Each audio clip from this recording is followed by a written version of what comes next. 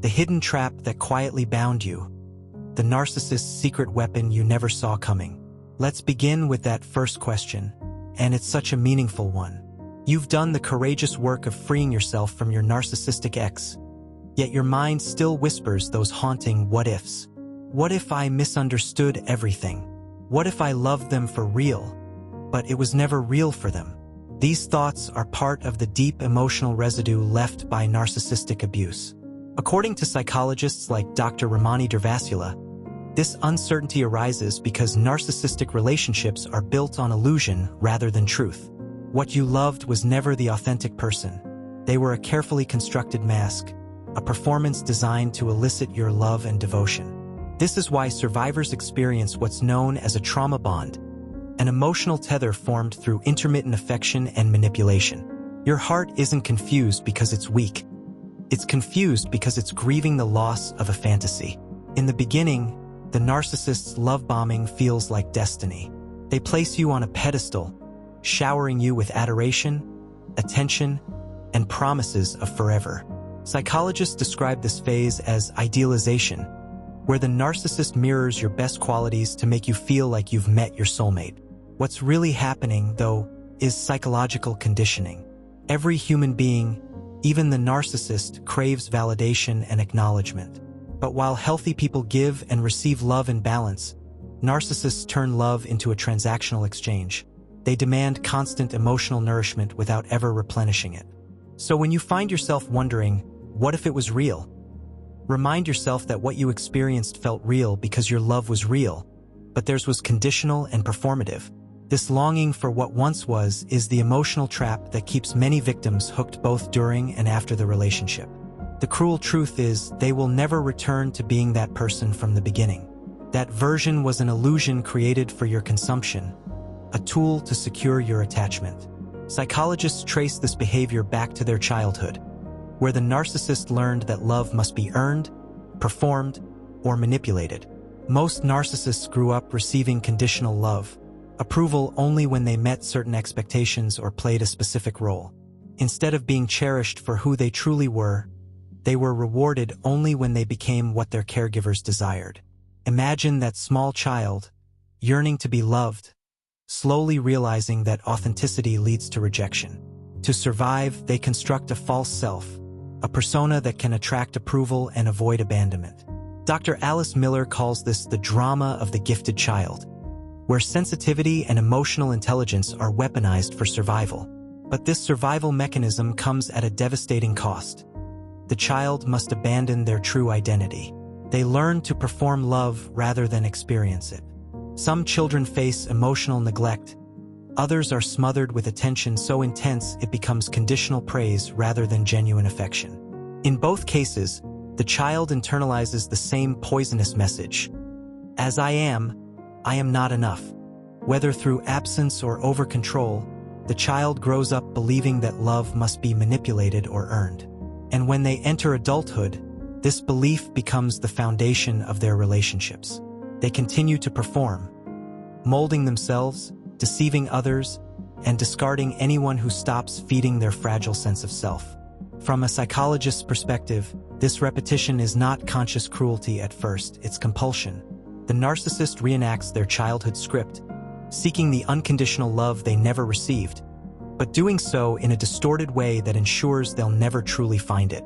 For the victim, understanding this dynamic is liberating. You cannot love someone into healing if they refuse self-awareness. Your empathy cannot rewrite their past, and your patience cannot parent their inner child. Healing, as experts emphasize, begins with radical acceptance, the painful but freeing understanding that you cannot fix what was broken long before you arrived. So, when you find yourself longing for the version of them that once seemed perfect, remember this: you weren't in love with who they truly are. You were in love with who they pretended to be. That's not your failure. It's their tragedy. Your healing lies in grieving not only the person you lost, but also the illusion you were sold. Journaling, therapy, and self-reflection can help untangle the fantasy from reality, allowing your heart to heal in truth rather than illusion. The antidote to narcissistic confusion is clarity, clarity born from understanding, and understanding born from letting go. They crave a love so pure and unconditional that it heals the void left by their childhood wounds. What they seek in you is not romantic affection, it's emotional salvation. Deep within them lies a child who never received the nurturing, unconditional love they desperately needed from their parents.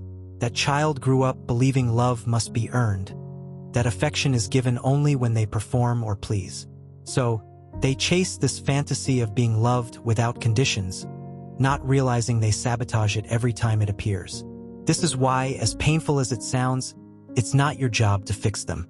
You cannot rewrite their childhood or repair a broken foundation laid decades ago. Time cannot be reversed, and love cannot substitute therapy.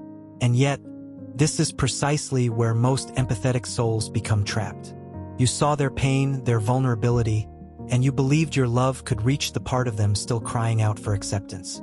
But that hope, beautiful and human as it is, becomes a prison. You remain stuck in the cycle, clinging to the memory of who they were in the beginning, the version of them that felt safe, warm, and full of promise. Psychologically, this is the essence of trauma bonding. You're emotionally tied not to who they truly are, but to who they pretended to be when love bombing you. This is why such relationships crumble under the weight of disillusionment. They are not built on trust or truth, but on projection and pretense. A relationship cannot survive when it's constructed on illusion. Lies, deflection, and half-truths are the bricks of the narcissist's castle, and the moment you start seeking honesty, that castle begins to fall. Healing, therefore, is not just about moving on, it's about mourning something that never truly existed. The person you grieve is a mirage. The future they promised you, the home, the peace, the partnership, was a future fake, a carefully curated dream to keep you invested. From a psychologist's perspective, healing must begin with grief work. You must allow yourself to mourn not only the relationship, but also the illusion of who you thought they were. Grief is not weakness. It's the mind's natural process of recalibrating after prolonged emotional deception. This is where therapy, journaling, and somatic awareness can become vital tools. You learn to release the attachment to fantasy and return to the reality of your own worth. But here's the difficult truth. If you keep holding on to hope, hoping that they will wake up one day, realize your worth, and transform into the loving person you once saw in them, you are only delaying your own healing. Each day you spend waiting for them to change is a day stolen from your own future. Narcissists do not change simply because they meet someone new or because you love them enough. That narrative that maybe they'll be better for the next person is one of the most harmful lies survivors tell themselves. Real change requires two essential components: self-awareness and genuine motivation to heal. And narcissists, by nature, lack both. They cannot confront the shame and emptiness buried beneath their grandiosity. To do so would mean dismantling the false self that protects them from their pain, and most are simply not willing to go that deep. That's why you must shift your focus from fixing them to reclaiming yourself. So, my dear friend, give yourself permission to rest, to stop analyzing what you could have done differently, to stop believing that your love wasn't enough, because you were enough all along. What failed was not your effort, but their capacity for authenticity. From a therapeutic standpoint, recovery involves radical self-compassion. Remind yourself daily that you are not broken, you are healing. You are not unlovable, you were simply unseen by someone who could not truly see anyone. Healthy love doesn't demand you to shrink. It doesn't exhaust you or make you question your reality. True love allows space for growth, safety, and reciprocity. It is steady, not chaotic. It builds, it doesn't destroy. The lesson here is not about regret, it's about redirection. You are being guided back to yourself, to the version of you that no longer needs to earn love through suffering. What you must hold on to, above everything else, is the truth that this was never about you not being enough. The narcissist's inability to love or sustain intimacy is not a reflection of your worth, but a mirror of their own emotional chaos. In the aftermath, your mind will try to assign blame. It will twist every memory, replay every word, asking, "What did I do wrong?" But healing begins when you understand that your task is not to decipher why they couldn't love you right, but to reclaim the clarity that confusion once stole from you. Clarity is your compass. It pulls you out of the fog where manipulation thrived and guides you back to emotional stability. Psychologically speaking, this is the stage of cognitive reorganization, the mind's effort to realign perception with reality after emotional distortion. Narcissistic relationships thrive on confusion, where you are conditioned to question your own feelings. So, choosing clarity isn't just a decision, it's an act of self-repair. When you consciously separate illusion from truth, you begin to see patterns that were once invisible. You start recognizing that love should not feel like walking on eggshells. One of the most powerful tools to anchor this clarity is expressive writing.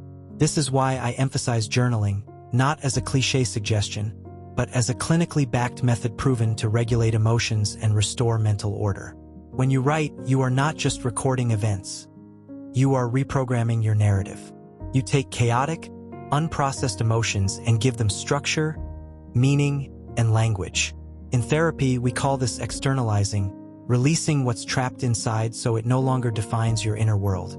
So sit with your pen and paper. Write freely without censoring yourself. Let the words bleed if they must. Describe your confusion, your anger, your grief. The goal isn't to sound poetic. It's to tell the truth that was buried under manipulation. Over time, your journal becomes a mirror of your healing, proof that clarity is returning, page by page. And as you write, remember this: healing does not require you to have all the answers. It only asks for your willingness to face the questions with honesty. Every sentence you write is a declaration that you are taking your mind back from the fog of emotional control. So, I hope you allow yourself the space to write, to breathe, to feel, and to heal. Healing isn't linear, and it isn't fast, but it is possible. Be gentle with yourself, honor your process, and trust that clarity will continue to expand as you give voice to your truth. You are no longer lost. You are learning to see again.